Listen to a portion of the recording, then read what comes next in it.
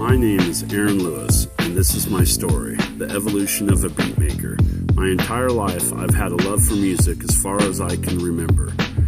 Music has been a part of my life. Growing up, I heard everything from gospel records to Merle Haggard and George Jones to Otis Redding and Marvin Gaye, as well as AC/DC and Van Halen, Eazy-E, and the Beastie Boys. I even had an appreciation for classical music, or respect if you will, but my one true love has and always will be hip-hop. Here I spent my days learning every facet of radio broadcasting, on-air announcing, production, sales and advertising, newscasting, and lastly, copywriting. I got to see how a radio station promotes itself, as well as a particular genre of music and artists in that genre. I got to meet some interesting people, interviewed for a few positions, but never actively pursued a career in radio. I thoroughly enjoyed the production aspect of radio and being on the air. Early on, I lacked direction. All I knew for sure is I wanted to be involved in making music, and I was always told that you have to start at the bottom and work your way up. So I attended vocational school in Tulsa, Oklahoma, called ABS, the American Broadcasting School.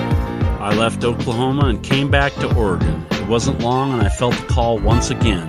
My cousin came up from Florida and he was big into techno and house music. Dude had turntables. So my cousin Steven had two Technics SL1200s and a Gemini mixer. Little did I know that he had bought them with him on the plane, but wasn't able to take them back home to Florida. So I inherited his turntables. Man, up until this point, I fantasized about turntables and audio equipment, but it was too expensive. But now, woo, I was on cloud nine. I quickly started acquiring vinyl records, a keyboard, an amp, anything I could to help with making beats. Even when I was going to ABS, I thought a lot about making beats, especially hip-hop beats. I spent hours digging for samples and breaks. I met people and started collaborating with them, so I got a small taste of what it was I wanted to do in life.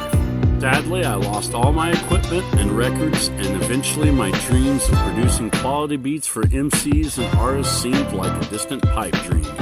And I faded back into the obscurity of working a 9 to 5. In every season of my life, however, I could never quite quiet the call to create. Over the years, audio equipment, particularly in music production, has become widely accessible and relatively cheap. I began looking into it more, and then I remembered that I had once attended American Broadcasting School, and maybe there was a school that taught audio production and beat making.